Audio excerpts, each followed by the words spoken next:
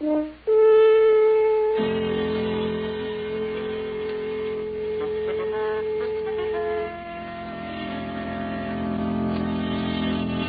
Adventures of Sherlock Holmes, starring Basil Rathbone and Nigel Bruce.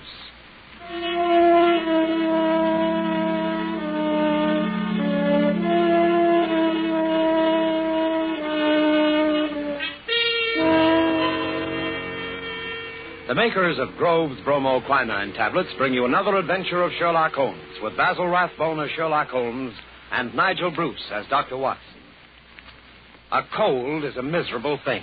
A cold may become a dangerous thing. Even a so-called light cold can take a serious turn. Be prompt, be decisive in your treatment of a cold. At the very first sign of a cold, take Grove's bromoquinine tablets. Bromoquinine tablets quickly check the symptoms of a cold, quickly relieve the distress of a cold. They give you speedy results, which are very important. Don't monkey around when you can get such a dependable preparation as Grove's bromoquinine tablets. And now, here we are again on our usual visit to Dr. Watson. He's waiting for us in his study, a cheerful blaze crackling on the hearth. I'm very relieved to see you, Mr. Manning. Hasn't the weather been atrocious today? I was beginning to wonder if you'd be able to get here tonight through all this fog. Yes, it certainly is what you Londoners call a regular pea souper. Yes, indeed. It reminds me of the adventure of the missing submarine plans. A case that was solved in the underground. Underground? What you Americans call a subway. Yes, but what has a solution in a subway got to do with a foggy night? Well, you see, the affair started in weather exactly like this. It was the third week in November, the year 1895, to be exact. On Monday, a dense yellow fog had settled down upon London. On Thursday, it was still there, thicker and murkier than ever. At first, Holmes had turned his nervous energy to cross-indexing his huge reference books. But when, after pushing our breakfast chairs back for the fourth morning, we saw the greasy brown swirl still drifting past the windows, Holmes's patience snapped.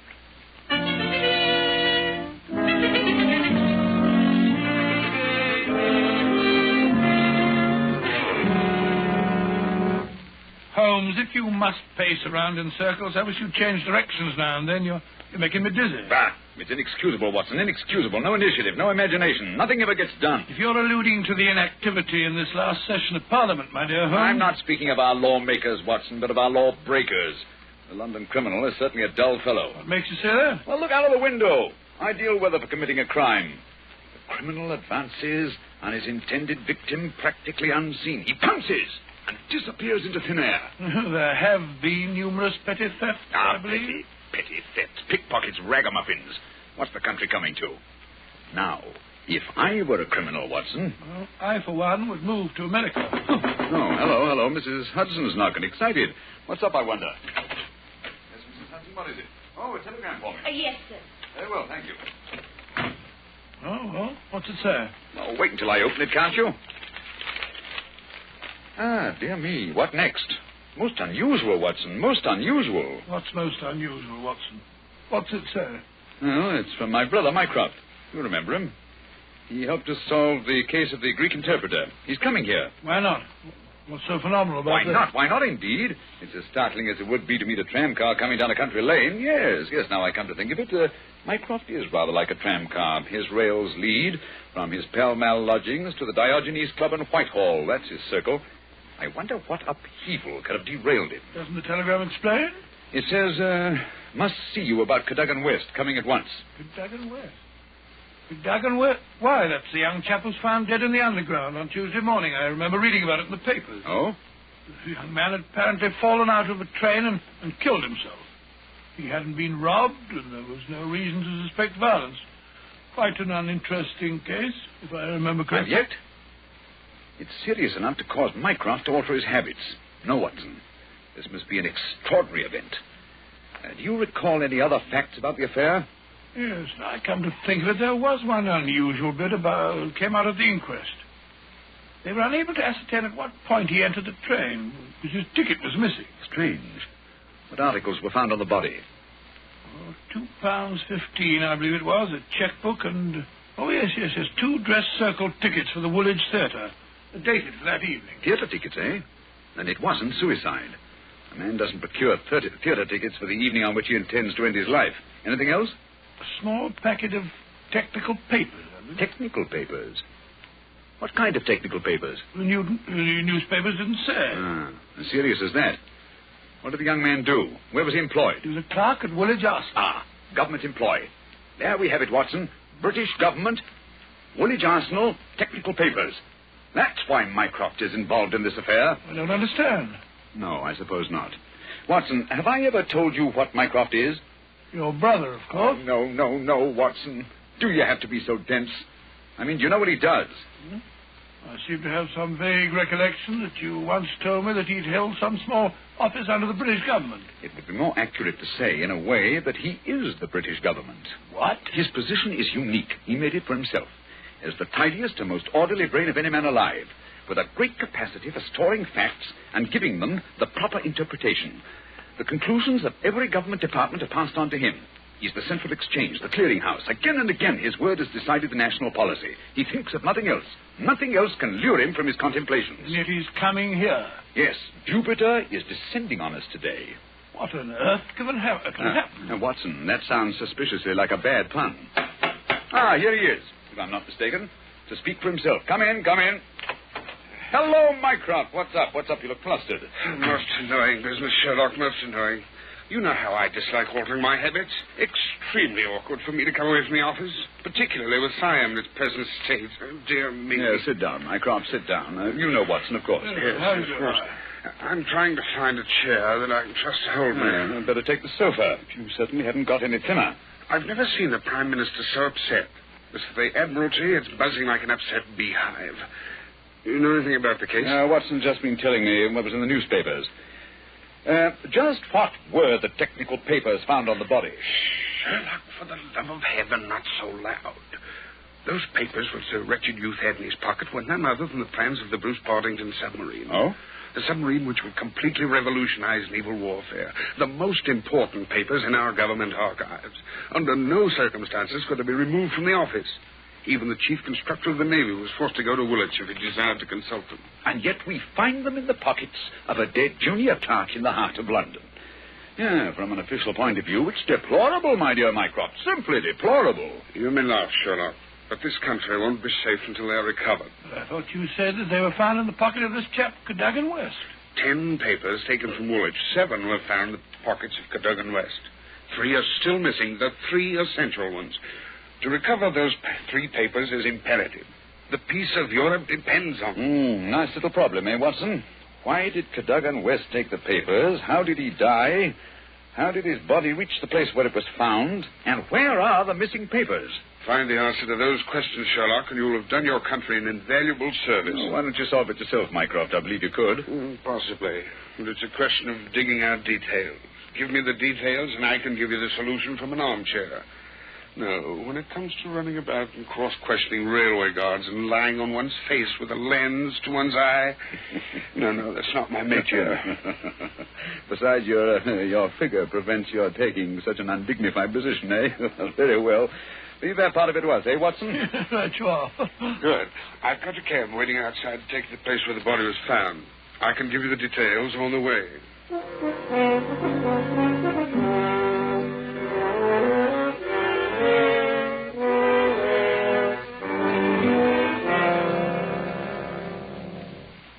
Now, Mycroft, who was the official guardian of these famous papers? No less a personage than Sir James Walter, a gentleman who's grown grey in the service. His patriotism is beyond suspicion. A bachelor, if I'm not mistaken. Lives with his brother. Yes. He was at the house of Admiral Sinclair at Berkeley Square during the whole of the evening when this accident occurred. The Admiral vouches for him. He's one of the 2 who have the only keys to the safe. And his key was with him all evening? Right. His key, the key to the building, the key to the room. Who was the man with the other key? The senior clerk, Mr. Sidney Johnson. Man of 40, married, silent, morose, with an excellent service record. Any alibi? He, too, had his key with him and seems to have spent the evening playing a game of drafts with the greengrocer around the corner from his lodgings. Of course, he has only the word of this greengrocer to back him up. Oh, come, my dear Mycroft. No class discriminations, please. The word of a greengrocer is often just as good as that of an admiral. But what about Cadogan West? He had a good reputation. A bit hot-headed, but straight and honest. At least, everyone thought so. He was next to Sidney Johnson at the office. His duties brought him into daily personal contact with the plans. No one else ever had the handling of them. Oh, it's perfectly clear. He must have taken... Ah, not so fast, Watson, not so fast.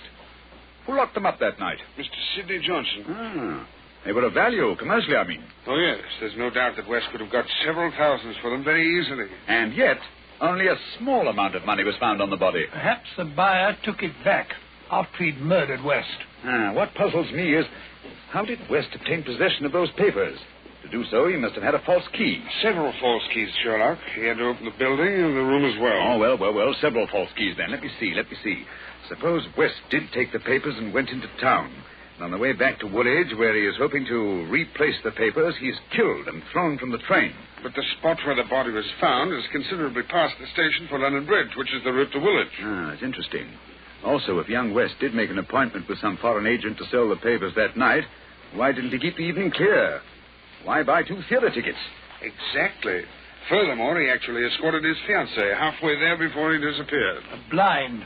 That's what it looks like to me. Why did he take the papers at all? Why not copy them out in the office and sell the copies? He certainly had plenty of opportunity to do so. And why the absence of his underground ticket? Perhaps the ticket would have shown us which station was near the agent's house. So the murderer destroyed it. Good, Watson. Very good. And yet, I wonder. Well, here's the underground station. The railway authorities have sent a man round to show the exact place where the body was found. You won't change your mind and come with us? Go crawling round that black hole on my hands and knees. Not very likely. Well, I shall expect a report on your efforts this evening. Never expect too much, Mycroft. Never expect too much.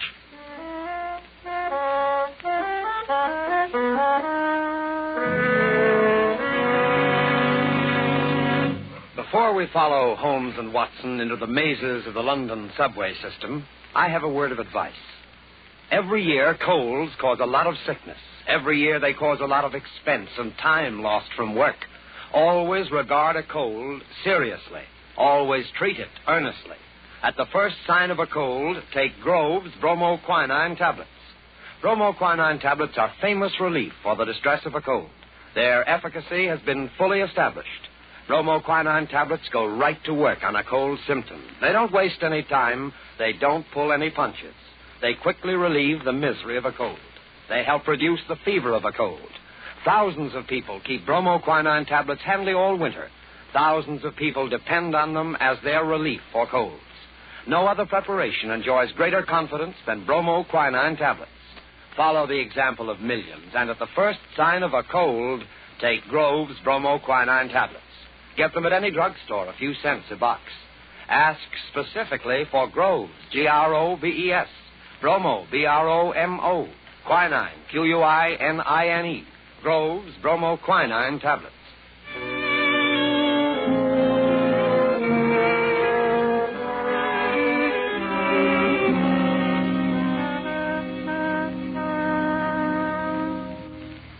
This way, sir. Step right along the tracks. It isn't safe. Supposing a train should come shooting round that curve. Oh, that's all right, sir. There won't be another for 5 minutes anyway. Here we are, sir.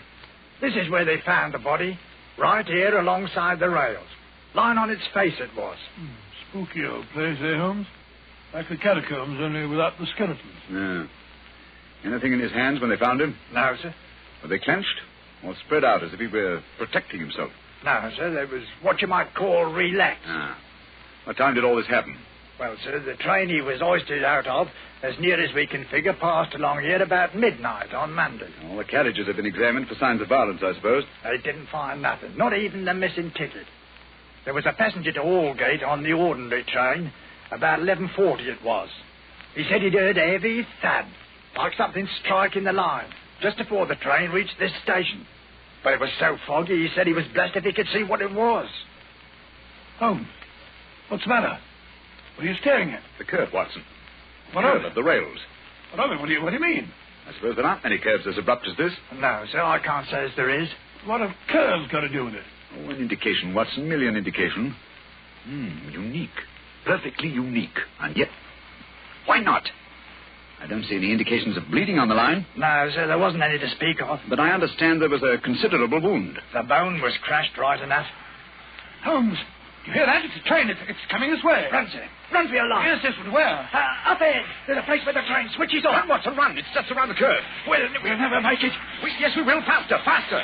There's the switch up ahead. Come on. Here comes the train now. We'll make it. Ah, Justin, Watson, for the love of heaven. You're on the wrong track.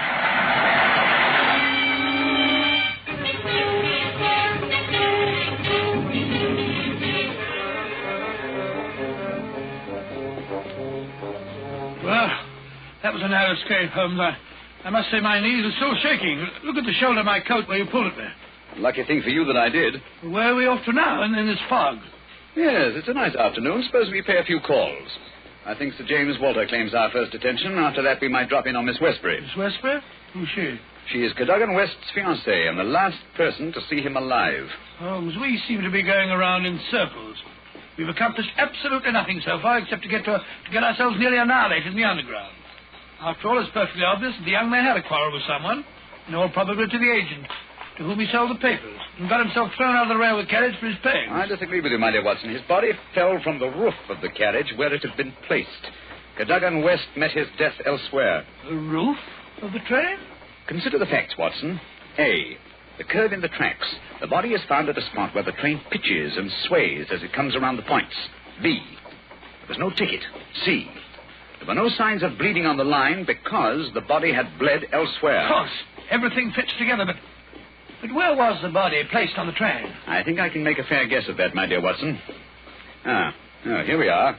This is the famous official villa of Sir James Walter. And that, if I'm not mistaken, is his brother, Colonel Valentine, just coming out of the house.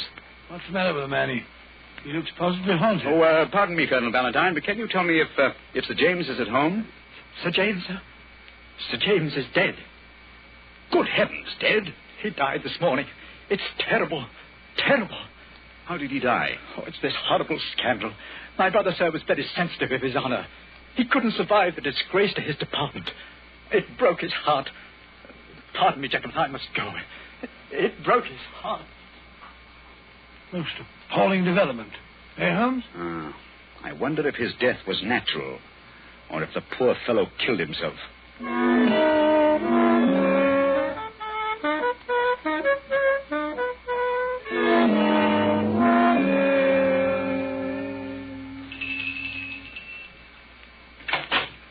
Yes? Will you tell Miss Westbury that Mr. Sherlock Holmes would like to see her? Oh, please come in, gentlemen. I'm Violet Westbury, Mr. Holmes. I've been expecting you ever since I heard you had taken the case. Please be seated. Well, thank you. Oh, Mr. Holmes, we must save his good name. He couldn't have done it.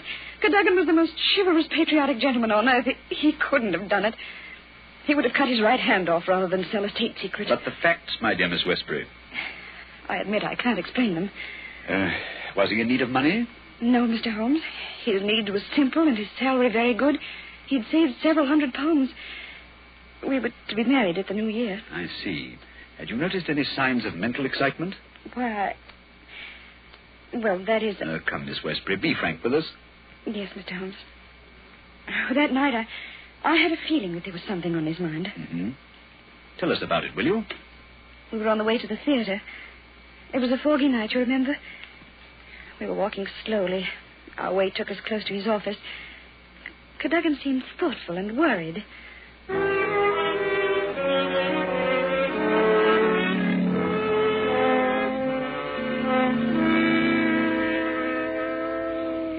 What's the matter? You haven't said a word for the last 5 minutes. Have I said or done something? Of course not, silly. It's just that I've got something on my mind. Well, why not tell me about it? Perhaps I can help. It's no use, Vi. It's too serious for me to talk about, even to you.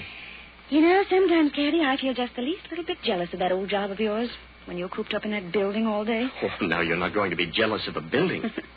Well, not really. But it is funny to think of a husband having secrets he can't tell his wife. Mighty important secrets, I can promise you. There's one in particular that any foreign spy would pay good money to get hold of. How thrilling. Well, I don't know.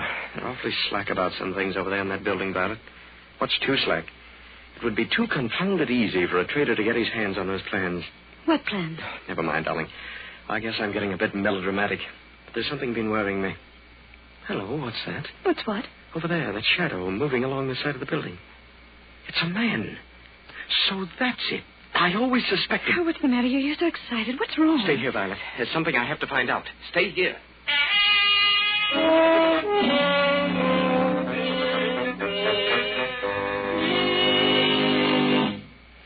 I waited and waited, but he never returned. Oh, Mr. Holmes, if you could only save his honor, it meant so much to him. We shall do our best, Miss Westbury. This shadow, this man moving along the building. Did you see it, too? I think I did, Mr. Holmes. But the night was so foggy, I can't be sure. But there must have been a man. Another man. It couldn't have been Cadogan. Surely character goes for something. Let us hope so. Come along, Watson. We must return home. I'm expecting an answer to some telegrams I sent Mycroft earlier this afternoon. We've done enough for one day.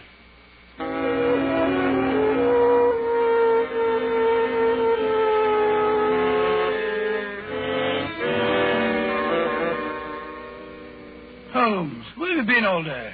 You left this morning before I was up. Now you've come home with your towel awry, your suit torn, and as ravenous as a wolf. Yes, I've had a bit of exercise, my dear Watson. Pass me the tongue, will you? It would have done you good to go along. Yes, what were you doing? Investigating the premises inhabited by foreign spies known to have been in London on last Monday. Mycroft sent me a list of them.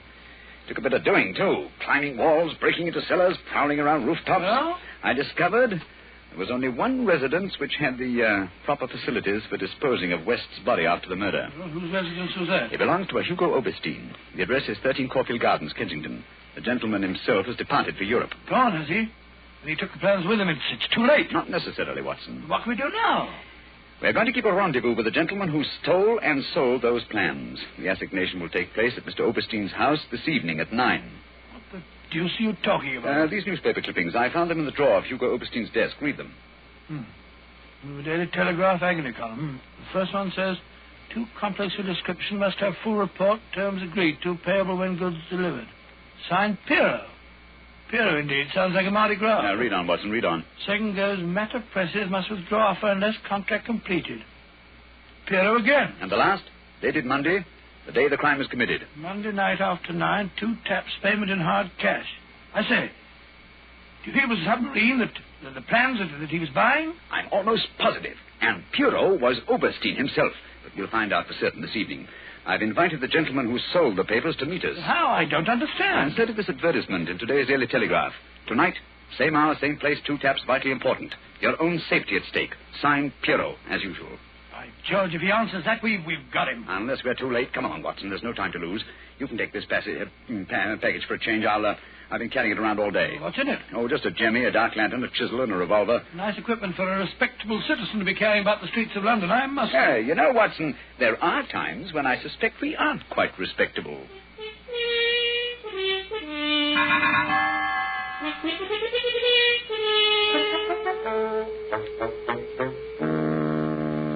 Here we are. This is Caulfield Gardens. Thank heavens, it's so foggy. I shouldn't like to be caught in the act of housebreaking. Yeah. Over this wall, Watson. There's a window we can easily pry open in the back. Scale that wall? Come on, hurry up. There's no time to lose. Here. I'll give you a boost. Come on, up here. That's it. Look out, here I come. I must say, Holmes, you're as agile as a cat. It's uncanny. This is the window. Light the lantern and give me the jemmy. 1, 2.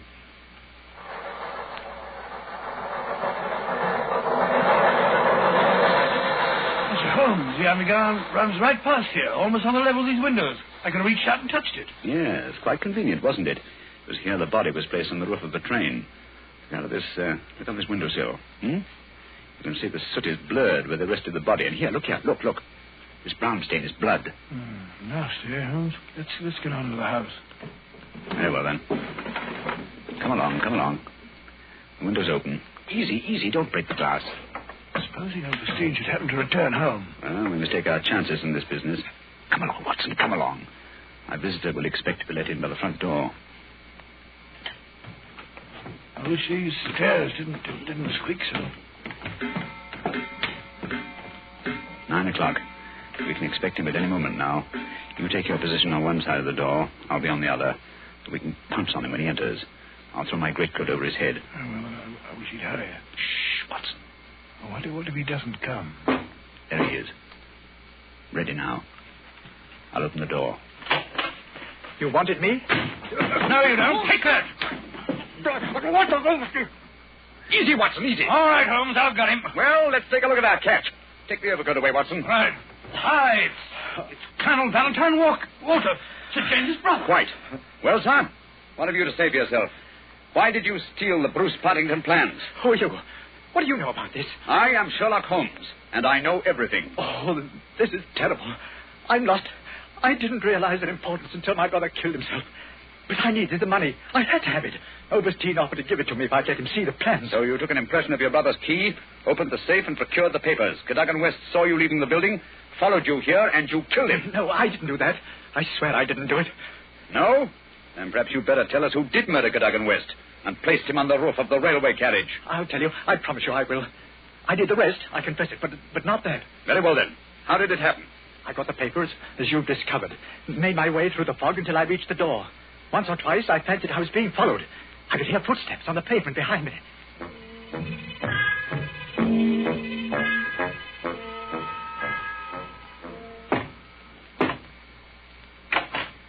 Colonel Walter? Yes? You have the papers? Yes. Let me in, quick. I think someone's been following me. Yes, it's me. You can't do this, Valentine. It's treason. All right, you hear? No, you can't sell the papers, Valentine. I won't let you. They should see. Look out, West. Take that. Oh. How do you like that, my impetuous young friend?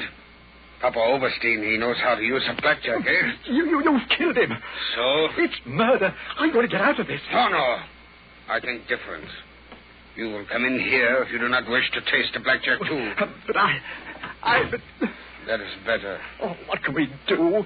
They'll find the body. I have an idea. First, I look at those papers. I take the ones I want, and the rest we put in the pocket of this foolish young man. And then we give him a nice ride on top of the underground train, no? He will be the guilty one. Who will ever know?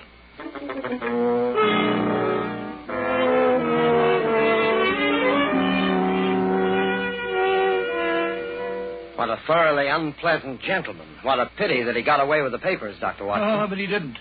Oberstein had left a Paris forwarding address with Colonel Walters. That gentleman sent him a letter dictated by Holmes, saying that he had discovered that one essential detail in the plans was missing, and that he had procured a tracing which would make it complete for a price. And did Oberstein swallow the bait? Did he swallow it? He was arrested as he got off the boat at Folkestone. Some weeks later, I learned incidentally that Holmes had spent a day at Windsor Castle and returned with a remarkably fine emerald tie-pin. When I asked him where he got it, he answered it was just a small present from a certain gracious little old lady for whom he'd been able to do a small favor. Yes, and I think I can guess the lady's august name. Elementary, my dear Mr. Manning, elementary. I see. Ladies and gentlemen, in just a moment, Dr. Watson will be back to tell us about next week's story. In the meantime, let us repeat. Watch out for colds. At the first sign of a cold, take Grove's bromoquinine tablets. Bromoquinine tablets are made especially for the relief of colds. In other words, they're specialized medication, and that's what you want. Yes, at the very first sneeze or sniffle, go right to your druggist and get a package of Grove's bromoquinine tablets. Now, Dr. Watson, next week? Next week, I think I'll tell you the story of the lion's mane. The lion's mane. What was that, Dr. Watson? Oh, the answer to that question, Mr. Manning, almost stumped Sherlock Holmes himself. Suffice it to say that they were the last words gasped out by a dying man as he lay writhing in agony on the sands of the Sussex coast.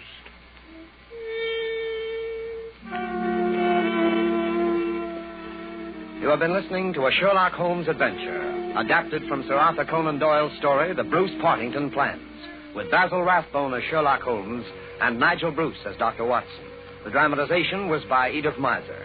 This program is presented from Hollywood every week at this same time by the makers of Grove's bromoquinine tablets. Quick relief for colds. This is Knox Manning speaking.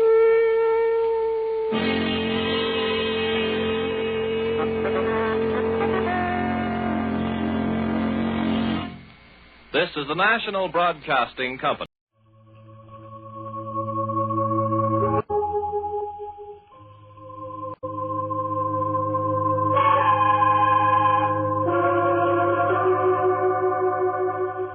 The makers of Clippercraft clothes for men and 924 leading retail stores from coast to coast present the world's most famous detective, Sherlock Holmes.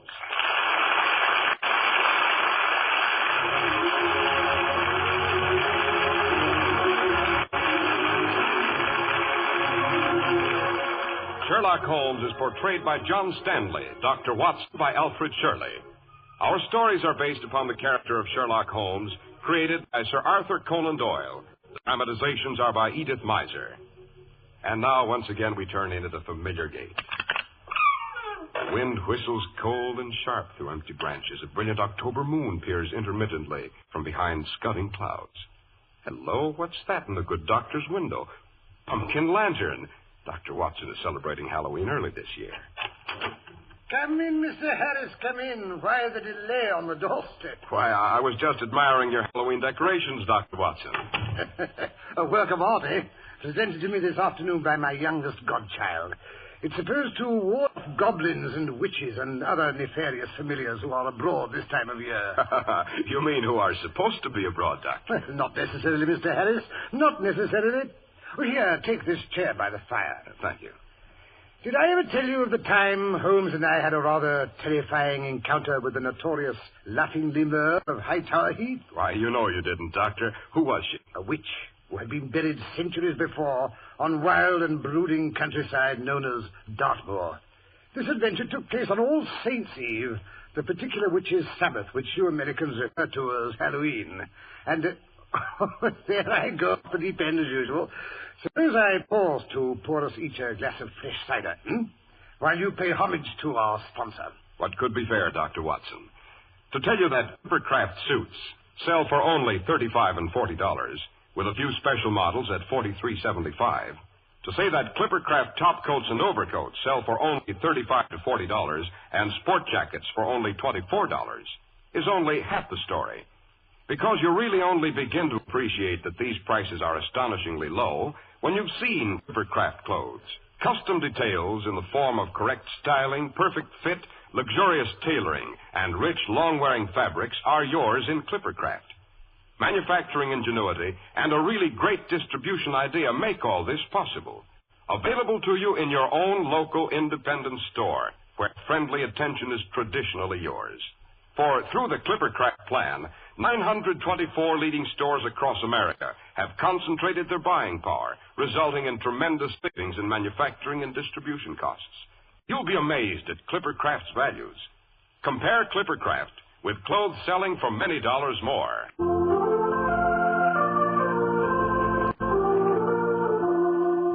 And now, Dr. Watson, to return to the witch on the moors. Oh, right. It was one morning several years after my marriage, a brilliant fall day. The last day of October, to be exact. Mary and I had just finished our matutinal Finn and Harry when a violent jangle at the front door bell heralded a telegram from my erstwhile partner in crime, Mr. Sherlock Holmes. As nearly as I can remember, it ran, if convenient, meet me Partington Station, 10:15. If inconvenient, come anyway. Bring service revolver. Don't suppose you have any silver bullets. Silver bullets? What was the meaning of that inquiry, Doctor? As a matter of fact, that was my first question after Holmes had settled himself in the corner of our railway carriage.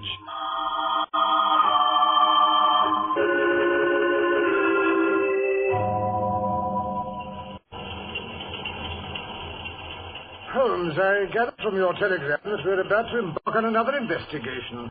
A dangerous one, judging from the fact that you wish me to bring my revolver.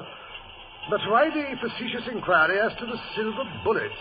Because it's a common superstition among the natives of the moors of Devonshire that the evil spirits who are bound there can only be killed by a silver bullet. Who's interested in native superstitions? We are, Watson.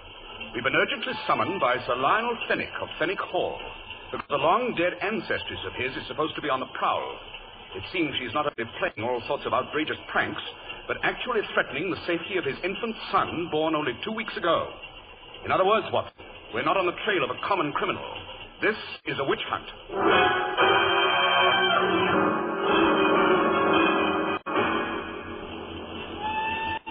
Pressing, Watson, the first glimpse of the moor? Yes. We shall be there shortly. Notice that ancient Roman tower. She's buried at the crossroads at the foot of that hill. It's from that building that she derives her name. Who derives what name? The Laughing Lemur of Hightower Hill. A lemur is the Roman word for ghost or spirit of the dead. But she was a witch besides. That's why she was buried at the crossroads. She would have been burned, of course, and her ashes scattered to the four winds, except that she was a great lady and married to the head of the House of Fenwick, whose given name was Hugo. Hugo was an old boy in his 60s when he married her. Much to the annoyance of his brother Edgar, he imported a lusty, fun-loving young French noblewoman, a Louise de Lamballe, whose mother was the notorious Madame de Montespan. Madame de Montespan? Well, wasn't she a sort of minor Borgia? Yes, Watson. At any rate, Louise seemed young and gay and exceptionally healthy and active. Too athletic, perhaps, for her ancient bridegroom, because she insisted he accompany her when she rode to hounds. Well, in due course of time, he was found, his neck broken, on the far side of a particularly high wall, which his wife, shrieking with laughter, had jumped a few moments before. Even after Hugo's death, Louise rode by day and danced by night, and day or night she continued to laugh. Dashed bad taste, if you ask me. Quite.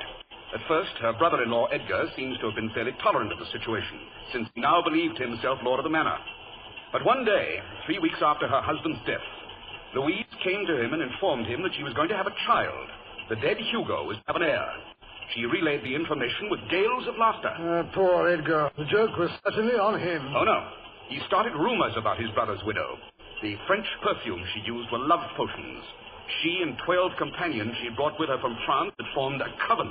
Coven? In the old days when witchcraft was in flower, Watson, witches and their familiars banded together in unholy groups of 13, which were called covens. Oh. Lastly, Edgar claimed that no mortal had fathered the child, that it was the offspring of the devil himself. In proof of contention, he pointed out cloven hoof prints under Louise's window.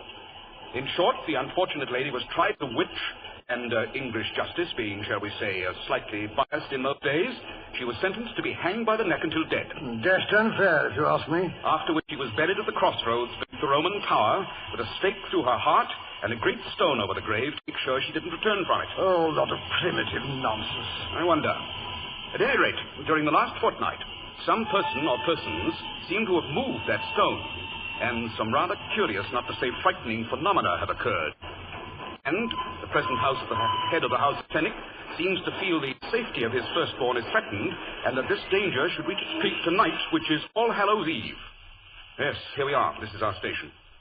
And that gentleman waiting over there beside the wagonette with a pair of handsome cobs is undoubtedly Sir Lionel, the present master of Fenwick Hall.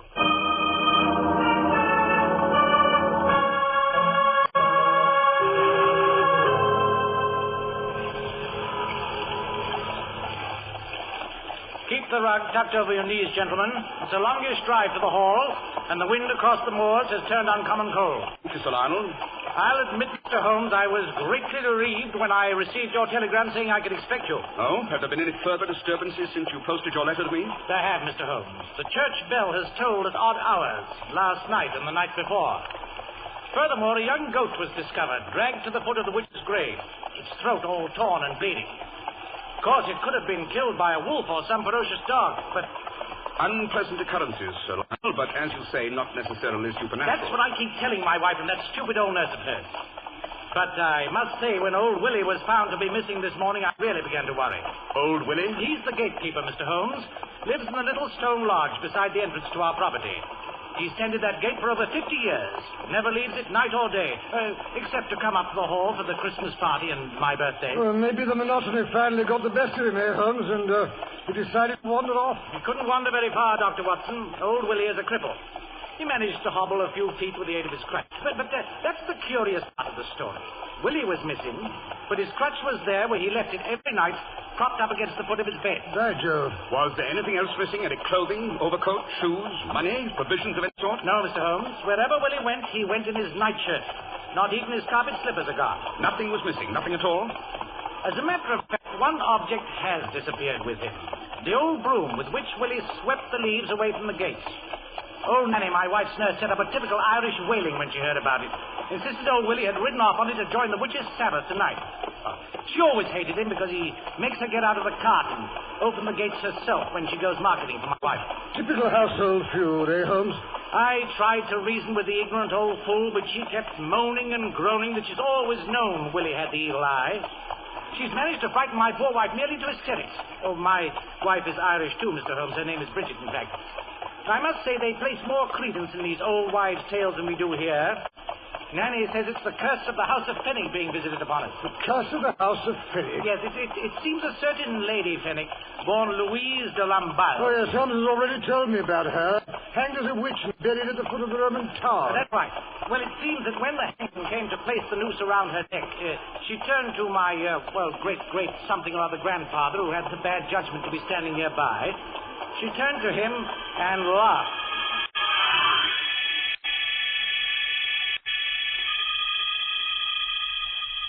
But my dear brother Edgar, a silken robe. Que c'est charmant. You think this is the end of Louise de Lamballe, but you're so very mistaken.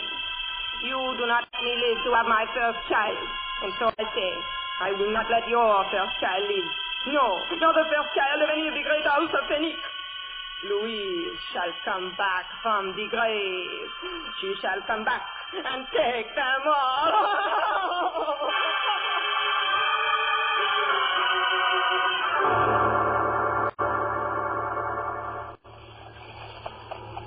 Has she managed to live up to her threats, Sir Lionel? Certainly not all of the oldest children of our house have met an untimely death, but a rather high percentage have been stillborn. Several have succumbed shortly after birth.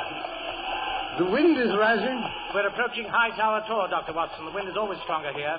How ghastly the Roman ruins look in the moonlight. When we reach the next bend in the road, we shall be opposite the witch's grave. I say, a curious strip of mist lying across the road. Easy, Blue Boy. What has Blazes got in the horses? Something seems to frighten them. Great Scott, what's that? There's something white over there in the bracken. Rein in the horses, Sir Lionel. Right. I think our investigation may begin here. Right. Come along, Watson. Help someone. I'm dying. I see that white thing is moving. It's crawling along the ground. Yes, man. He's badly hurt. What's he doing all in white? It's a nightshirt, Watson. It's old Willie, but his face is all black, so are his hands. Willie, what's that stuff you've got in your skin? It's the salve, the flying salve she give me so I could fly here to Hightower Heath. We flew here, me and me broomstick. We flew all the way. Good Lord, he's out of his head. He's delirious. Yes, he's in a bad way. Take his pulse, Watson. Here you are, Willie. Take a swig out of my flask. Thank you, sir. I'm frozen cold.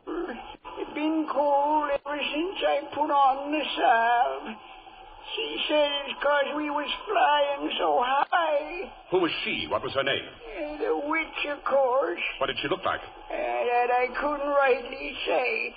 She was wearing a veil over her face and standing in the moonlight at the foot of me bed. I'd been asleep when she called to me.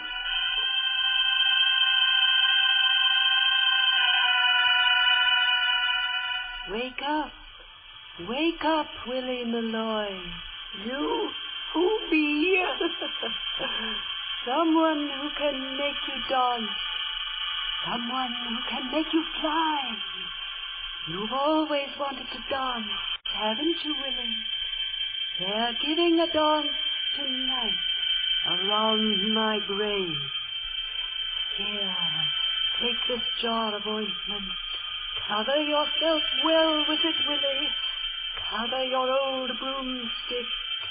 It will make you fly. I'd like that. Free like a bird. I'd like to fly. Then rub on the ointment. I'll wait for you outside. We'll fly to the tower and dance together around my grave.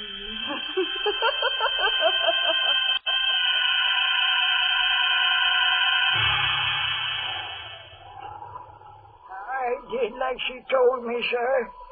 I covered myself in me broom, and first thing I knew, I got lighter and lighter. Up and up I went, up in the clouds. And the next I knew, I was here on the heath, watching them dance, the little people. They was dancing around in their circle, but it made me dizzy to watch them. So I crept under a bush and went to sleep. This morning, I woke up cold and sick. The magic was gone. I couldn't fly, and I couldn't walk. Poor old boy. Hello. His pulse. It stopped. Holmes, give the brandy. Willie, don't give up now. I'm afraid he has, Watson. Yes, he's dead all right. Dead of narcotic poisoning and one of the most despicable tricks I've ever encountered. Mr. Holmes, what do you mean? I shall be able to answer that question more accurately, Sir Lionel, after I've had a chance to analyze the ointment that's smeared on this broomstick beside the body. What? Bring it along, Watson. Be careful don't smear it on your clothes. The moon's rising above the hill. How white the crossroads look. Yes, this is where the witch is buried. I say, look here, all round. The heather is trampled down in a large ring. Great Scott, there was a dance here last night. Look at these footprints in this damp spot. Small footprints. All small. No wonder Willie said he saw the little people.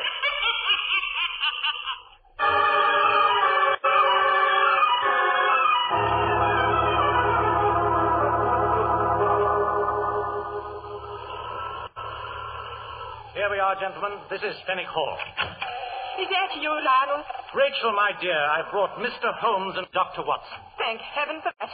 It's time we had someone with intelligence to bring order into this hysterical household. Gentlemen, this is Rachel Conway, my cousin. How do you do? She used to keep house for me before my marriage, and she very kindly consented to return while my wife, Bridget, was having her baby. And a good thing I came back. Bridget hasn't stepped a foot out of her bed since the child was born. She won't even try. Maybe she might, if you'd go away where you belong. That will do, Nanny. What's that horrible stench? They both moved into the nursery with the baby, Nanny and Bridget.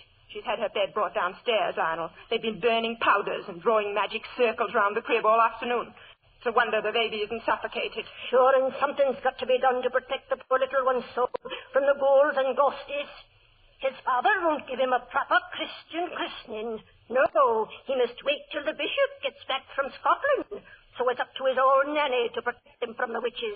You seem to be an expert on witchcraft, there. Sure, I am that. Me part of Ireland's alive with them. No doubt. But at the moment, I'm more interested in finding out what this stuff is on the handle of this broomstick and discovering which one of the women in this household has been visiting the witch's grave. How can you tell that, Mr. Holmes? Tomorrow morning, Dr. Watson and I will search the room of every woman in this house. Whatever for, Mr. Holmes? It was a woman who lured Willie to the crossroads last night. No one can wander over the heath without collecting evidence of it on his or her clothing, mud on the shoes, bracken on the coat or cloak.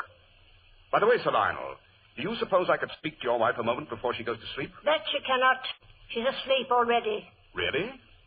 I'd have thought she'd be too concerned over her son's safety to doze off. Tonight of all nights. They gave her a sleeping potion. They put it into her tea at supper. I see. You said the nursery was down here on this floor, I believe. That's right, Dr. Watson. But surely if the child is in danger, it would be best to move him off the ground floor. What he's in danger from can come through locked doors. He'll be in danger till he's christened. That's when the witches try to snatch him. It's the soul they're after, not the body. Nanny, one more word of that nonsense and I'll ship you back to Ireland. Now, get back to your mistress where you belong. Sure, if it's back to Ireland I'm going, she goes with me, and don't you forget it.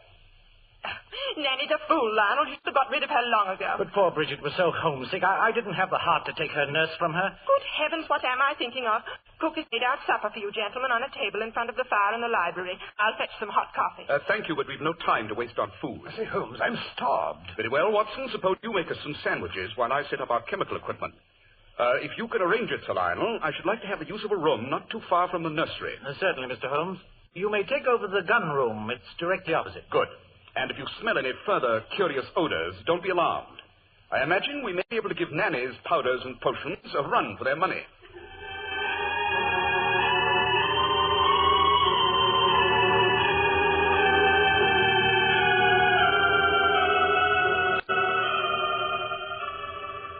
Now, Watson, let's see what we've discovered in this confounded salve. Hogsfat, water, hemlock, aconite, blood. Probably from a rat or bat. I can't determine that without a more powerful microscope. Cinquefoil, deadly nightshade, and soot. Fine collection of poisonous ingredients, eh, Holmes? The interesting thing, Watson, is that they're all well-known ancient poisons. The aconite and deadly nightshade, or belladonna, being particularly potent. Why, belladonna's a violent delirium. No poor wonder poor old Willie thought he was flying. Yes, Watson. The salve that was used to anoint Willie and his broomstick was undoubtedly a medieval witch's formula for fly ointment. You don't really believe in things like that, Holmes? No, Watson, I don't think Willie actually flew from here to the Roman Tower. But he was undoubtedly under the impression that he'd done so. He was probably transported in a cart or carriage. But why should anyone want to poison Willie, take him across the moors, and leave him to die? I don't think the intent was to harm him as much as it was to frighten him. Unfortunately, whoever took him to the witch's grave was frightened off when they found they weren't alone. When they found they weren't alone? Exactly. The little people were more than they'd bargained for. Oh, Holmes, really, there are times when you... Watson, someone opened the door upstairs. Turn out the lamp. That's right. I didn't hear anything. Yes. Someone's coming along the upper hallway. My remark about searching the rooms tomorrow might lead to something. If any of the women in this household have anything to hide, you may depend on it they'll try to get rid of it tonight. Someone's coming down the stairs. Yes, judging by her step, it's a woman. She's heading for the library. Stay here, Watson. Keep your eye on the nursery door. I'm going to follow her. I wouldn't throw those papers in the fireplace, Miss Conway. Mr. Holmes. If you'll allow me to take one look at them. I'd rather die. Very well. Suppose I tell you what those envelopes contain. Some early photographs of Sir Lionel and letters from him. But they're not love letters. You must believe me, they're not. I do believe it, Miss Rachel. You were and still are in love with him. The affection has never been returned. Is that right? Yes, Mr. Holmes. But Lionel doesn't know how I feel. He doesn't know I've kept his letters. Please don't tell him. It would kill me if he found out. I've kept many secrets in my time, Miss Rachel. I believe there's room for one more. Mr. Holmes, I don't know how to thank you. Don't try. And for goodness sake, go out to the kitchen and make yourself a cup of tea. Make some for Watson, too. I will, Mr. Holmes. Oh, I will. Holmes, come quickly. The old nurse slipped out of the nursery. She's gone upstairs. Calm yourself, Watson. We'll catch her on the way back. Yes, I wonder what she'll bring with her. Strange how old houses creak at night. Quiet, Watson. Yes, she's coming back. She's reached the head of the stairs. Now she's stopped 2 steps down. So that's her little game, is it? Very interesting. Yes, here she comes down to the way. Strike a match, Watson. Now then, Nanny, what's that you've got in your hands? A ball of twine and a pair of shoes. Why not? My lady's shoes, it is. Forgot to shine them. So you did. Muddy, aren't they? Let me see them. You go to the devil. Well, I'll be... Yes, Watson, as I suspected, Lady Fenwick wasn't as bedridden as she wanted people to believe. Sometime during the last 24 hours, she's been out on the moors. That red clay on her boots is rather prevalent at the foot of High Tower Hill. You mean she's been pretending to be the ghost? Holmes, it's midnight. The witching hour. Help the baby! Save the baby! Nanny! Bridget, I'm coming! Lionel, for the love of heaven, stay up there! Come downstairs, Sir Lionel, if you value your neck. Bridget, Mr. Holmes, what's happening down there? Light the lamp, Watson. That's better. Now, Sir Lionel, if you'll investigate the second step from the top. Good Lord. A piece of twine stretched across the stairs. Yes, a trip rope. You were supposed to fall downstairs and break your neck. Oh, no, Lionel. She didn't mean any harm. Nanny only wanted to frighten you so you'd let the priest christen the baby. I mean, that's the reason she gave you, Lady Fenwick. Bridget, what in heaven's name has been going on here? Oh, darling, I was so frightened when Nanny told me about the curse and the witch's stone being moved. I didn't want anything to happen to the baby. I didn't know Willie would die. I only thought she wanted to get even with him. I didn't mean any harm. I didn't mean any harm.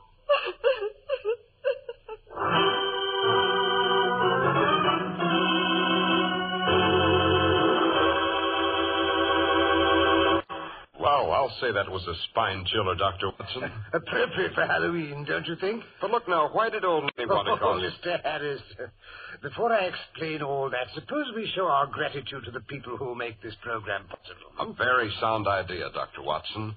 It's quite a shock when you're face to face with Clippercraft clothes. I mean, an extremely pleasant shock. For even experts are amazed at Clippercraft values.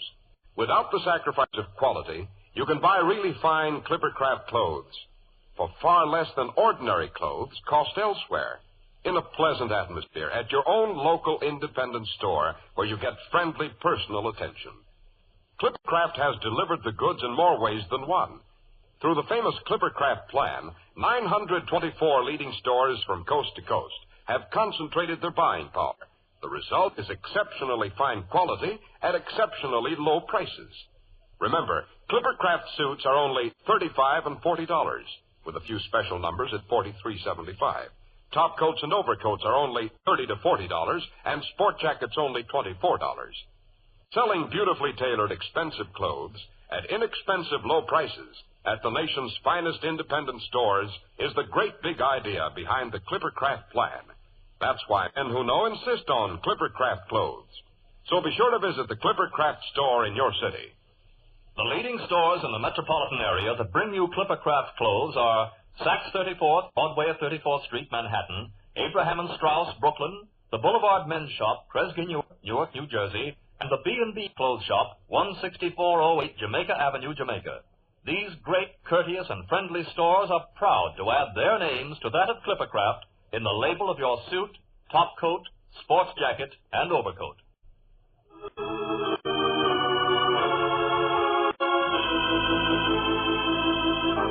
Now, Dr. Watson, I was about to ask you, why did old Nanny want to stir up so much trouble? Oh, she hated the Moors, Mr. Harris. She hated Willie and she hated Sir Lionel. She was a thoroughly warped personality. Holmes suspected her immediately, of course, when he smelled the hocus-pocus powder she'd been burning in the nursery. He knew she must have made the flying ointment that was responsible for Willie's death. Well, now, Doctor, what about the gravestone, ringing church bells, and the little people? Well, it plays Halloween pranks, Mr. Harris. You mean children? Right. Holmes realized that when he saw the size of the footprints on Hightower Heath. Well, I'm blessed. I hope so, I'm sure. Now, let me see. Next week I'll tell you how Holmes and I investigated the case of a little governess whose employer agreed to pay her extra wages because she was willing to cut off her hair and wear a bright blue dress. Sounds like rather curious requests, Dr. Watson. Why was she asked to do those things? That question led Holmes and myself to visit a decidedly sinister country place called the Copper Beeches. We found a most unexpected answer in the attic.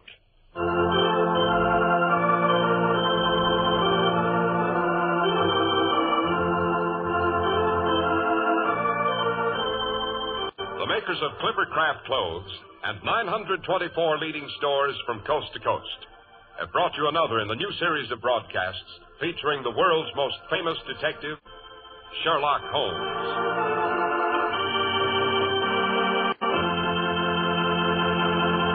Sherlock Holmes, produced and directed by Basil Loughrane, with special music by Albert Berman.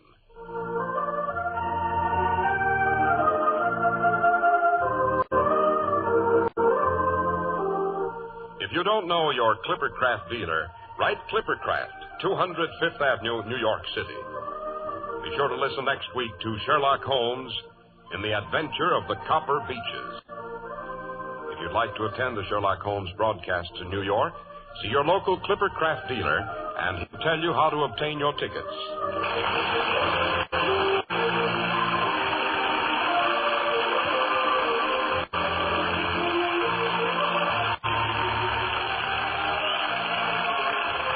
This is Cy Harris speaking for Clippercraft Clothes. This is the Mutual Broadcasting System. Petri Wine brings you Basil Rathbone and Nigel Bruce in the new adventures of Sherlock Holmes.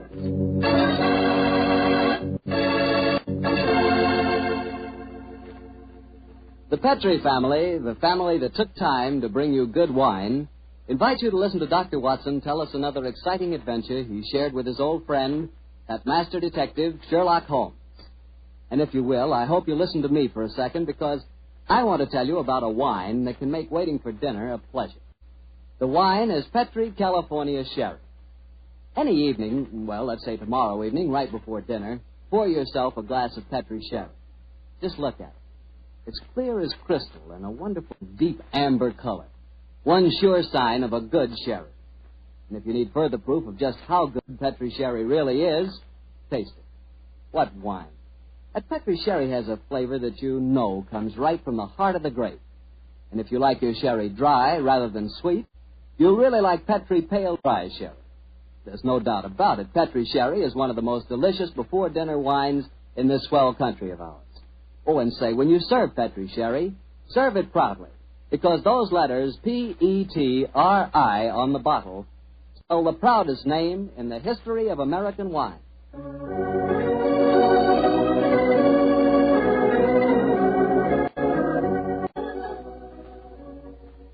And now I'm sure our good friend Dr. Watson's waiting for us. Let's go enjoy. There you are, Mr. Bartell. Good evening, Doctor. All alone tonight, huh? Yes, my boy, if you can call a man alone when he's got his pipe, his books, and a glass of good port at his elbow. Take your coat off. You're full of enjoyment. Thanks, Doctor. Help yourself to the port. There's some rather special tobacco in a jar over there. Fine. And now, Doctor, are you ready to tell us tonight's new Sherlock Holmes adventure? I am, Mr. Bartell, and I think you'll find it a most unusual story. It began on a winter's night in 1896. Holmes and I had gone to a theatre in the East End of London to see a performance of a famous old English melodrama called Sweeney Todd, the Demon Barber of Fleet Street.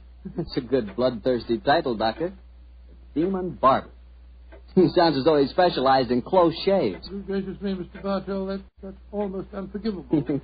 He was a murderer of voracious appetite who placed his victims in a specially constructed barber's chair, cut their throats, and then pressed the lever that would swing the chair over and decamp the unfortunate victim into a horrible cellar beneath his shop. Glad this is only a stage play you're talking about, Doctor.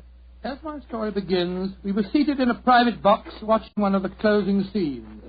Holmes was leaning forward in his chair, following the action on the stage with an obvious delight, while I sat beside him equally engrossed.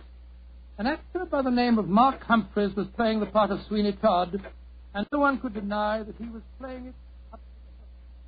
Where are you going, Tobias? To the nearest magistrate, Sweeney Todd, to denounce you as being these cruel, cold-blooded murderers. You have pronounced your doom.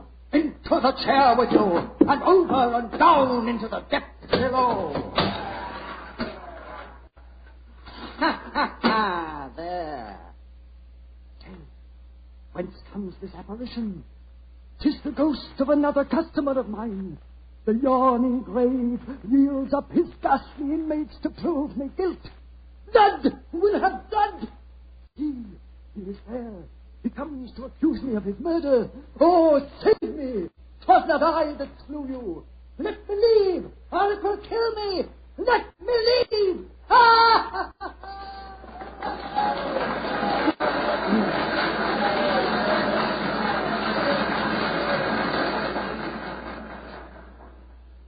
Oh, upon my soul, Holmes, that fellow Mark Humphreys is the most florid actor that I've ever seen on a stage. I find him enchanting, Watson. It seems to me he's really caught the flavor of this murderous monster piece. After all, a restrained performance of the barber Sweeney Todd would be unthinkable. Yes, I suppose it would. I must say his makeup seems rather overdone. No barber would wear such an enormous beard. It'd be most impractical. Probably get in the customers' faces. By the way, I noticed from the program that Mark Humphreys, as well as being the principal actor, is also the owner of the company. Yes, the current trend towards the actor-manager is a healthy sign, I think. Come in.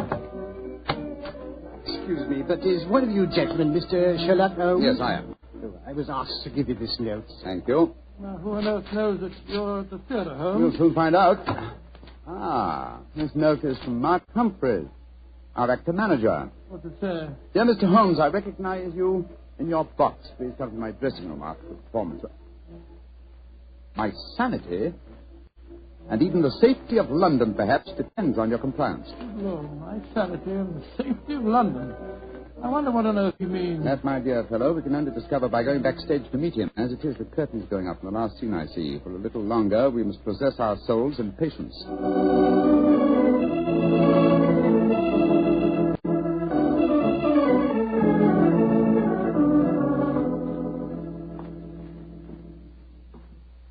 Mr. Sherlock Holmes? Yes, sir? Oh, my name is Lindsay. Derek Lindsay. I'm the business manager.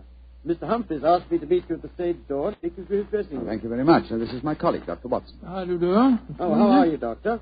Will you follow me, please? Excuse me asking, Mr. Lindsay, but surely you must be related to that distinguished actor of some years back, Lytton Lindsay. He was my father, Mr. Holmes. Ah, indeed. The resemblance is extraordinary. With such a heritage, Mr. Lindsay, you must love the theatre. It'll probably sound like heresy, but I hate it. However, it's the only thing I was trained for, and there's good money to be made in it, sometimes. And money's a thing I both like and want. Oh, Mr. Holmes, I do hope you'll be able to help Mark Humphreys. He certainly needs it. I know what seems to be his trouble. Well, he'll have to tell you that for himself. But his wife and I think... There's Mrs. Humphreys now. Maria! Maria, this is Mr. Sherlock Holmes and Dr. Watson. Mrs. Mark Humphreys. How do you do? Oh, Mr. Holmes, I'm so grateful that you're going to see Mark. He's in such a dreadful state. There have been times lately when Mr. Lindsay and I have been afraid he's going out of his mind, haven't we, Derek? Indeed we have. We're both dreadfully worried about him. In that case, I hope I can be of service. Which is his dressing room? Number 1, next door to mine. Derek, I think it'll be better if Mr. Holmes and Dr. Watson go in alone. I'm sure Mark will speak more freely if we're not in the room. I think perhaps that is a good idea, Mrs. Humphreys. We'll see you later on. Come on, Phil. That's all right.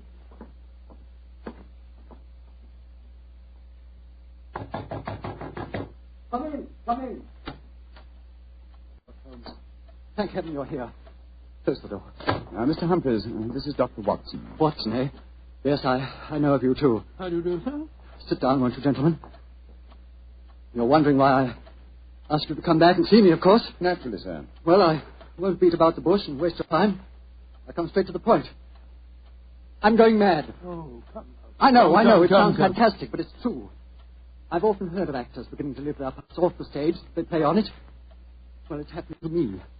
I'm turning into another Sweeney Todd. The character I'm portraying on the stage. Are you suggesting, sir, that you're a potential murderer? Yes, I am. What reason do you have for holding that belief? Reason? Listen to this. 3 times in the past week, I've wakened in the morning to find my boots covered with mud and my razor stained with blood. God. You've had no recollection of any untoward events during the night? None. Have you ever been addicted to the unfortunate habit of sleepwalking, sir? Not to my knowledge, Doctor. And if I had been, surely my wife would have told me about it. Your wife? Where do you live, Mr. Humphreys? We have a flat here above the theatre. Above the theatre, eh? And Mr. Humphreys, you say that on 3 separate occasions on wakening in the morning, you have found a blood-stained razor and mud-covered boots. Can you show us this proof? No, I can't. I was always so frightened that my wife would see that I cleaned them before she had the opportunity of finding them. It is, sir. They would have been very valuable clues in a case like this. I couldn't risk my wife seeing evidence like that, Doctor. She'd know the truth. But at night times, while she's asleep, some devilish, unconscious urge has overcome me. An urge that causes me to prowl the streets of London, razor in hand, looking for a victim. Mr. Holmes, you've got to help me. I'm certain that without knowing it, I've been committing murder, and if you don't help me, I'll go on and on. Mr. Humphreys, please. I'll undertake the case. It's a very unique assignment. In effect, I'm being engaged by a possible murderer to prove him guilty.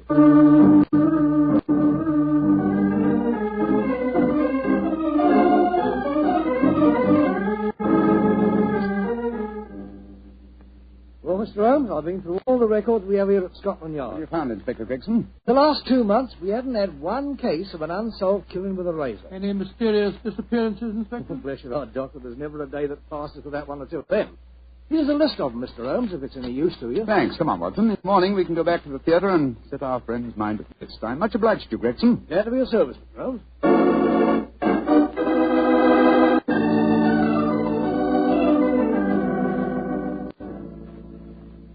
We examined the homicide records at Scotland Yard after leaving you last night, Mr. Humphreys. There have been no unsolved razor murders in London during the past fortnight. And therefore I think you may rest easy on that score, sir. But it proves nothing. Remember that in the play, Sweeney Todd's victims are never found either. Yes, thanks to his singularly horrible ingenuity in disposing of them. But this is real life, Mr. Humphreys. Then how do you account for the bloodied razors and the muddied boots? Well, now, are you sure that they aren't just in your imagination, sir? You admit that your wife's never seen them? The whole thing could be, or shall we say, an overdose of Sweeney Todd? Well, I admit that I'm suffering from a surfeit of that. And why not drop the play from your repertoire? Our manager, Derek Lindsay, won't let me. He's our best moneymaker. He's always got a keen eye to business. Mr. Holmes, I can see that you still don't believe my story. So I've saved some evidence for you, evidence that I found this morning. Look at these. Now what do you say? You still think it's my imagination? Got a blood-stained razor and boots covered with mud. Splendid. At last, some real clues to work out. How can you be so calm, Holmes? It happened again last night. Do you realize that I'm a murderer? I'm a menace to society? For heaven's sake, lock me up before I do some more damage. No, sir. Don't get so excited. Mr. Humphreys, I should like to take these objects back to Baker Street where I can perform some chemical tests. You have no objections, I hope? Objections? Good heavens, no. Excellent. You've told no one of this fresh discovery of yours? No one. Not even Derek Lindsay. Derek Lindsay, that's your manager, isn't it? Yes. The best friend I ever had. Except for his father before him. It was Derek who helped me back on my feet 2 years ago, when I put on that disastrous production of Macbeth. And where I'd be today if it went for him. You lost a great deal of money on that production, sir. Nearly every penny I had. Indeed. By the way, where is your wife, Miss Humphreys? She's in her dressing room next door. We have a matinee today, you know. I'd like a word with her. What's no chap? Wait here for me, will you? I won't be a moment. Right, you are, Holmes.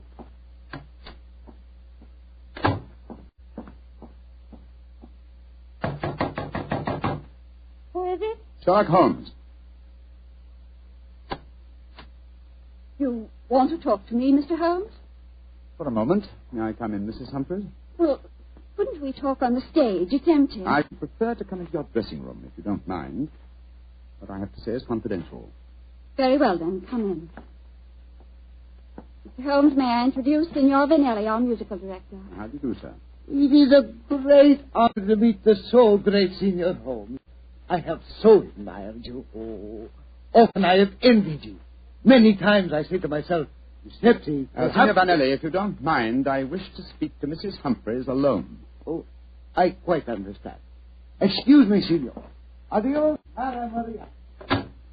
Mr. Holmes, I'm really awfully glad of this opportunity to talk to you. Tell me truthfully, please, what's your opinion of my husband? I haven't formed a definite opinion yet. Except that it's possible that he's the victim of a fraud. I just wanted to ask you a couple of questions, if you don't mind. Of course not, Mr. Holmes. Has your husband ever shown evidence of being a sleepwalker? A sleepwalker? Oh, no, never. I see. Are you a light sleeper? Yes, I am. Exceptionally so. Why? Oh, just curious. You're being very mysterious, Mr. Holmes. Can't you tell even me what's going on? I promised your husband the answer to that question before tonight's performance. I'm afraid I can't tell you any more until then. Oh. And now may I ask a question? Oh, certainly. No, I won't promise to answer it. You said just now that my husband might be the victim of a fraud.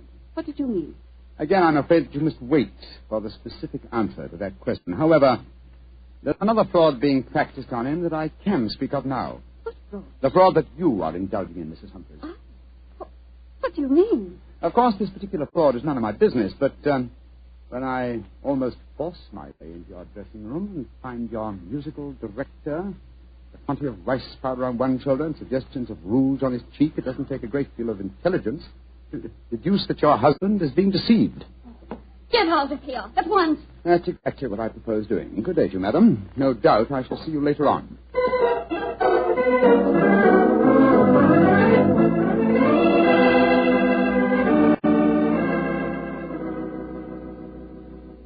Well, Holmes, what does the microscope tell you about the mud on the boots and the blood stains on the razor? On a blank on the mud, old chap. It's the common type that is found in most parts of London. And the blood? I'm examining that now. It's as strange a case as ever I remember, Holmes. Here you are trying to prove a man innocent when he insists that he's guilty. By George, Watson. Here's the answer. What? This is definitely not human blood. It's probably canine. Now, a Sweeney Todd madness would hardly drive its victim to kill dogs. Therefore, it's obvious that Mark Humphreys is the victim of a devilish plot. And he's not a murderer. No, come on, old fellow. Let's go to the theater at once and give him the good news.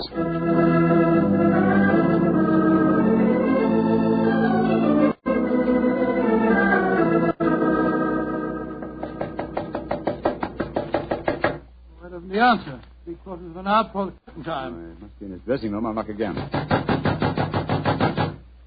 Come on, Watson, let's go in. Holmes, look. Look, he's thumped over his dressing table. I hope we're not too late. Here, give me a hand with him. We are too late. His throat's been cut.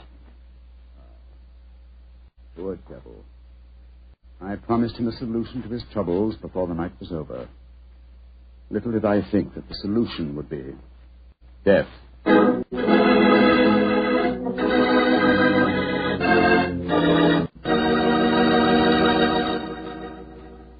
We'll hear the rest of Dr. Watson's story in just a second, so I'm going to ask you if you're one of those people who just eats to live, or whether you really enjoy good food. If you love good eating, you've just got to know about Petri wine. Petri wine makes good food taste wonderful. For instance, if you're having steak or a roast or any meat or meat dish, you'll love it served with Petri California Burgundy. Petri Burgundy is the last word in delicious red wine. Now, with chicken or fish, you can't beat the delicate Petri California Sauterne, a really extraordinary white wine. Just to make sure you don't miss either Petri wine, don't buy one, buy two. Buy both Petri Burgundy and Petri Sauterne. They're both swell because they're both Petri. Well, Dr. Watson, what happened next? Well, I think I'll pick up the story exactly where I left off. Holmes and I were standing in Mark Humphrey's dressing room, looking with horror at the flashed throat of the actor manager. There was a bitter, self-accusing note in Holmes's voice. I promised him a solution to his troubles before tonight was over. Little did I think that solution would be death. This worry over his supposed madness caused him to commit suicide. Suicide? Rubbish, old fellow. It's murder. But look at the razor clutched in his hand. Undoubtedly placed there by the murder before rigor mortis had a chance to set in. In any case, scrutinize the wound. Does that look as if it had been done by the hand of a suicide? Well, I don't see why not. Look closer, old chap. The depth of the wound is even, whereas a suicide cut always wavers towards the end. No, this is murder, Watson, and I think I know who did it. But I have little evidence. I must lay a trap. What kind of a trap, Holmes? I haven't time to tell you now, fellow. Every moment counts.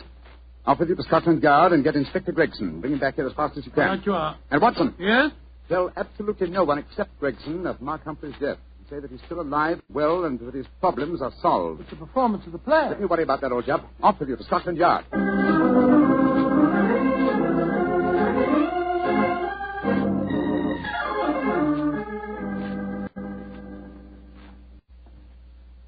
I'm sorry it took so long to find me, Dr. Watson. I was out on another case. No, that's all right, Inspector.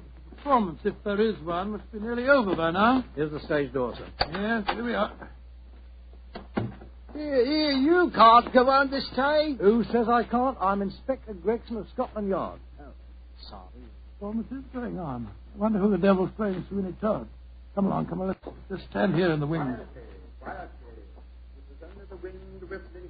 But this is impossible. There's Mark Humphreys on the stage. I saw him with his throat cut. I don't believe in ghosts, Doctor. Great heavens, it's Holmes. Like that. Who's this? It's you, Mrs. Sutter. Somebody seems to cut your throat. What a pity. No more Bill Pines. Joe Sweeney thought who cut your throat, Jerry, and you'll cut their throats, too. He'll revenge you while you burn down there in hell, Jerry. He'll revenge you.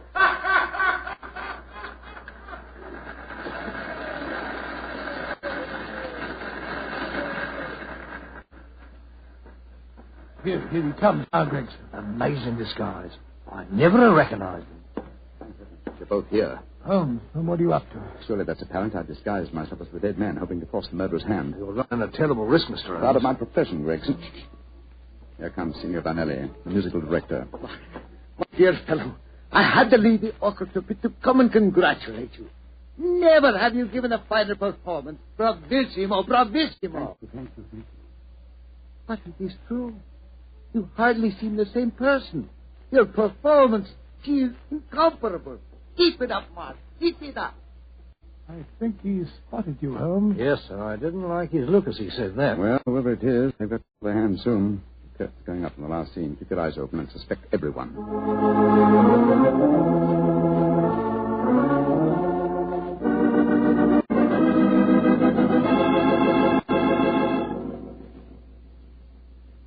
Look, my lord, Judge. He's by your side. Do not disagree. Your earnings robe is stained with blood. Really, God, what dark deed presses on your conscience? Was a dark, foul deed, but heed not what you hear, Lord Judge, nor what you see. Still the figure sits there. I hear it come to this. It's useless to deny my guilt. The very dead rise from their settlements to prove Sweeney Todd a murderer.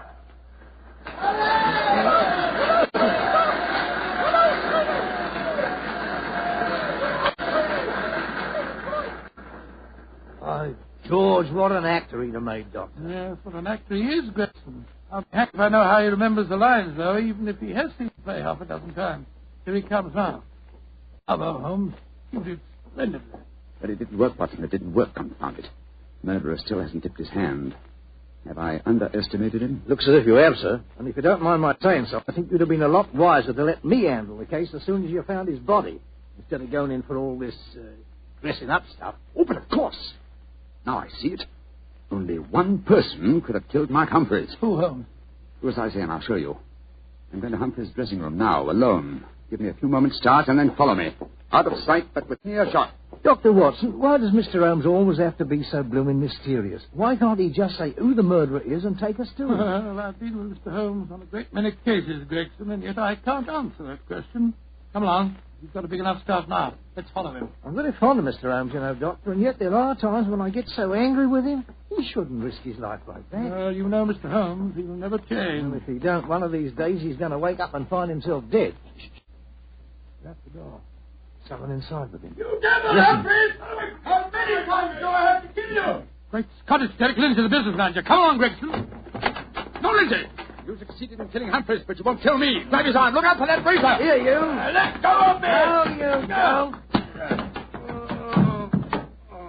Ah, very neat, Gregson. Are you all right, Holmes? Perfectly, thanks, old chap, though I'm a little tired. Gregson, my dear fellow, will you take over from here? I think I've had enough melodrama for one day.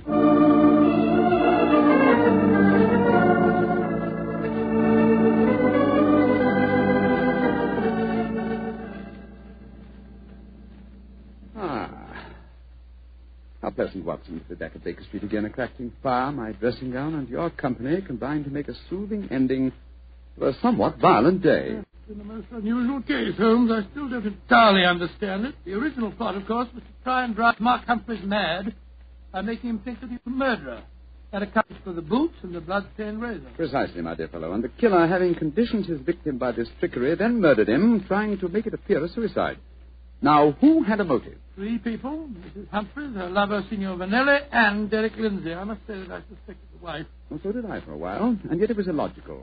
She knew, and we may therefore presume that her lover knew, that I was suspicious of her. And she must have known that you promised her husband a solution to his troubles before the night was out. It seems highly improbable that she or Signor Vanelli would have faked his suicide at that point. Quite right, my dear fellow. So I investigated Derek Lindsay's affairs, and I found that what Humphreys had referred to as the kindly act of a friend in helping him back onto his feet was in reality the mortgaging of his entire theatrical effects. Lindsay stood to inherit the theatre on Humphrey's death. Therefore, I was convinced that he was the killer. And then, after he'd murdered him, he saw what he thought to be Mark Humphreys on the stage. Ah, that's where I was slow and stupid, old chap. I couldn't imagine what motive gave the cold, clear nerve to suppress all reactions when he saw his supposed victim revived on the stage. Only at that moment did I realize. And what was the motive that made him hold his hand? The characteristic that ruled his life, Watson. Avarice. A morbid love of money. You see, if he'd attacked me during the performance, he'd have had to refund the money to the audience. His greed conquered all other passions. It made him wait until the performance was finished before he attempted my life. You know, Holmes, now that the case is solved, I'll tell you something in confidence. Please do, old fellow. What is At it? the end of the play tonight, I was afraid that you'd made a mistake, that you'd slipped up on the case. Gregson thought so, too. And I, Watson, will tell you something in confidence. Oh, what is it? There were 3 of us that felt the same way. Well, now you're being modest, Holmes. I assure you I'm not, my dear chap. In fact, in the future, if it should strike you that I'm, well, getting a little overconfident of my powers, or perhaps giving less pains to a case than it deserves, kindly whisper Sweeney Todd in my ear, will you?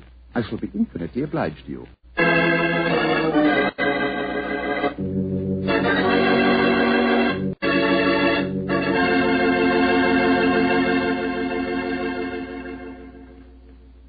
Doctor, that was a swell story. And a pretty narrow escape for Holmes. Yeah. He said he almost solved the case too late. But fortunately, it ended well. Mm-hmm. The thing that sticks in my mind is the fact that this was one of the very rare occasions when Holmes almost made a serious mistake. Well, we all make mistakes at times, don't we? Doctor, I said we all make mistakes at times. I suppose so. You mean to stand there and tell me that you never make a mistake? Well, not when it comes to choosing a wine, I don't, because I always choose Petri. Martel, you tap me again. Could be. But honestly, Doctor, when you choose a Petri wine, you know it's a good wine. Because good wine is the only kind of wine the Petri family makes. And it's easy to understand why when you realize that ever since they started the Petri business way back in the 1800s, the Petri family has handed on down from father to son, the highly developed fine art of winemaking. Yes, the Petri family's been making wine for generations. That's why, no matter what type of wine you prefer, for any occasion, you can't go wrong with a Petri wine because Petri took time to bring you good wine. Well, Dr. Watson, do you care to give us a clue about next week's Sherlock Holmes adventure? Well, let me see. Next week, Mr. Bartell, next week now. Yes, I'm going to tell you a colorful story that took place in the Parisian circus in 1890. It concerns a very important personage, the Lady Bareback Rider, and a strange death. But that warning. Oh, boy, I can't miss that one, Doctor. Good. Well, now, before you go, I want to say something to all our friends. I want you just to think for a minute. Think of how terrible it is to see helpless little children stricken by infantile paralysis. And then realize that infantile paralysis can be beaten. It can be beaten in very many cases. And your money, your dimes, can do it. Join the March of Dimes. Send your dimes to your local March of Dimes headquarters. Let's help little children walk. Let's help them live.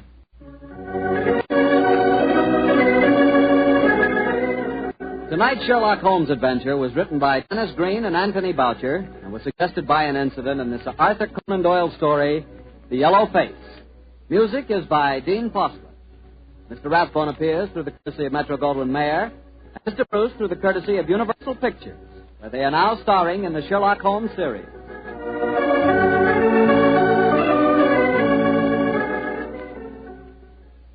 The Petri Wine Company of San Francisco, California, invites you to tune in again next week, same time, same station. Sherlock Holmes comes to you from our Hollywood studio. This is Harry Bartell saying good night for the Petri family. For a solid hour of exciting mystery dramas, listen every Monday on most of these same stations at 8 o'clock to Michael Shayne, followed immediately by Sherlock Holmes. This is the Mutual Broadcasting System.